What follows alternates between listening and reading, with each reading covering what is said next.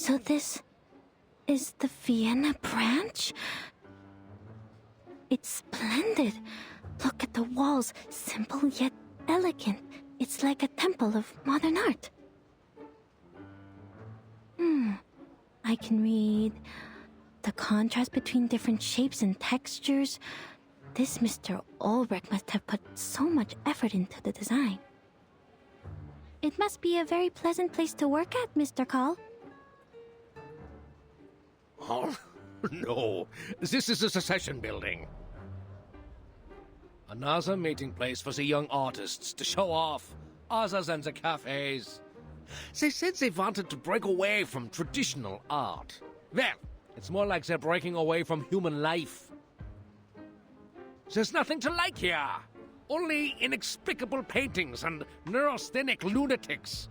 But people keep coming back. There are even secession groups to the secession. Like cells dividing through mitosis.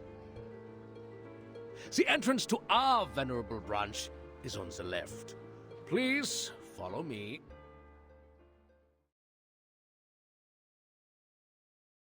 I've recently been getting back into this mobile game, Reverse 1999, and the latest update to the main story on the global server was one set in 1913 Vienna. In it, the secession building was mentioned, as well as the artists labeled as lunatics. While yes, the actual story of the game is historical fiction with its own lore reasons, the building itself and the artistic movement was a very real thing known as the Vienna Secession. This took place in 1897 till around 1914 and was not alone, happening in tandem with Art Nouveau and other variants of breaking away from the traditional and institutional ways of art. Naturally, these lunatics were labeled as such, insulted and ridiculed by critics and established institutions of the time. The much beloved Impressionist works today were deemed as incomplete and lazy back then, and even the term Impressionist was meant to be a derogatory term, coined by Louis Leroy after seeing Monet's Impression Sunrise. And this tradition is carried on through the ages. Fauvism was too bold and unrealistic, Cubism was grotesque, Dadaism and Surrealism too weird, pop art too cheap and uncritical, minimalism too, well, minimalist, and the collective weirdness that most of us coin as modern art today too simple and stupid. When we look back at the paintings 50 or 60 years ago, I feel like we are almost less critical, that we give it a pass because it's old, like the age gives it some wisdom as if a real person. And whenever we see something new, we mostly react negatively towards it, either because it's boring and repetitive or way too abstract and different. It's ironic, isn't it? I mean, look at this, the $120,000 banana taped onto a wall. Or what about a dead shark in a tank? Or a wrapped Arc de Triomphe? What is all this nonsense? Why do we allow this?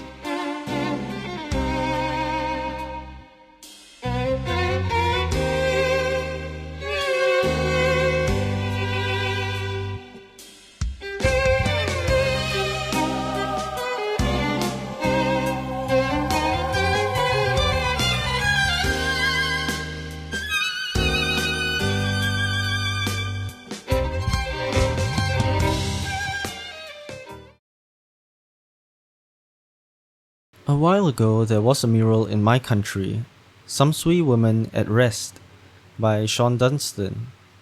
It depicts a Samsui woman sitting on a chair and enjoying a cigarette.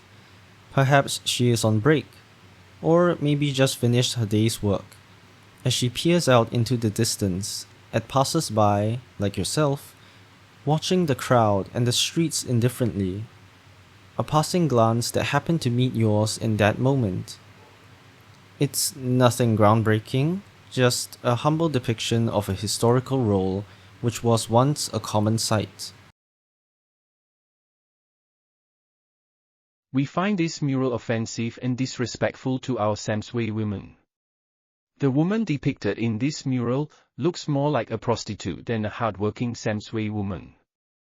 After consultation with local stakeholders and relevant agencies, the proposal was not supported, as the depiction of smoking on the unauthorized mural is not aligned with Singapore's anti-smoking policy. Excuse me?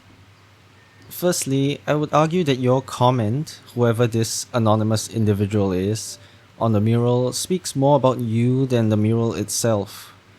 The woman in the mural is respectably dressed and simply sitting on a chair smoking. I don't see how that alone would suggest her being a prostitute.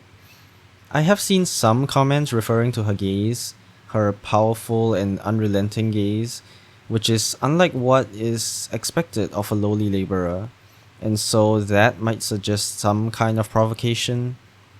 I still don't agree, but I suppose I can see where you're coming from. Though, at the same time, why are we imposing our preconceived notions onto very real people? Samsui women were not just Samsui women, they were individuals who all had very different personalities. Some of them may have fit into our mindset of hardworking, persevering individuals who endured hardship and did no wrong. But they could have very well been absolute Karens for all we know. I'm not trying to villainize them nor be unappreciative of their efforts, but I feel like it's quite unfair to group all of them into this ideal of Samsui women, instead of looking at them as real individual people who had real individual lives. It's this bad habit of viewing history with rose-tinted glasses, and seeing all the good parts of life back then, the clothes they wore, food they ate, streets they traversed, but forgetting that they were very much like us too. It feels weird that because she isn't covered in sweat and grime, bearing a load of bricks across her back, and looking exhausted and submissive, that she is a substitute and not a Samsui woman. Secondly, presenting something negative does not mean the endorsement of it. While the previous issue may be of subjective viewpoints regarding the appropriateness of the depiction by the artist and perception by the viewers, I feel like this should be quite clear-cut.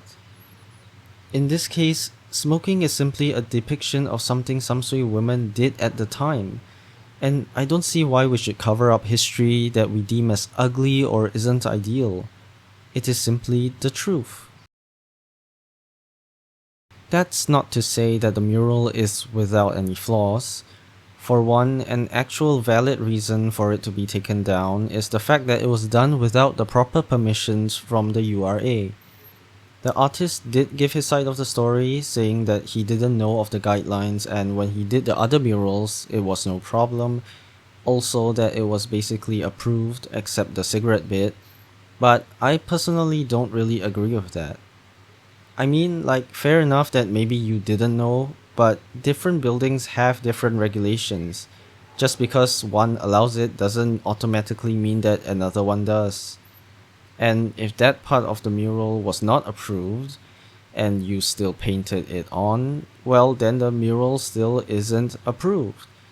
I'm not saying that I think the cigarette shouldn't be approved, but you know. And as some people have pointed out, while Samsui women did smoke, the cigarettes they used were not the kind which was painted, or at least less common, but instead a conical, rolled, unfiltered type. But these are actual mistakes and valid criticisms, and it would have been fine to say that you thought her gaze looked provocative. The problem lies in demanding that it is offensive because it didn't fit into the stereotype of your idea of Samsui women. As for the URA, I don't understand how the situation escalated so quickly when, as far as I can tell, like, one person gave the complaint and you decided that it needed to be taken down. And also that because the mural showed someone smoking, it meant that it encouraged it. Like, what? I mean, everything was resolved in the end, but it just seemed really unnecessary. When it comes down to the question of modern art, most people might tend to argue to think out of the box, or how modern art is actually really good and you're just not getting it, or how profound and meaningful every work is. While I do think those arguments hold merit, I'd like to focus on a different aspect of it: censorship. Personally, I don't like some of the modern art pieces. I downright hate some of them. I think that they can be superficial, ugly money laundering schemes, but that's the thing, I get to criticize it. Having censors in place to prevent bad or dangerous art to be shown only halts artistic progress and conversation. It might be terrible, but I want it to be out there for me to be able to hate it. It might be dangerous propaganda, but I would rather have it be out there to recognize it and petition to get it removed, rather than it being inaccessible in the first place. Because when you ban or censor art straight away, you might end up with cases like these. The people or person in charge of determining what is and isn't art might very well be wrong and simply ban something that they don't like. And when we look at past examples, so many works of art were once the most criticized and hated, and yet the most prolific and important today.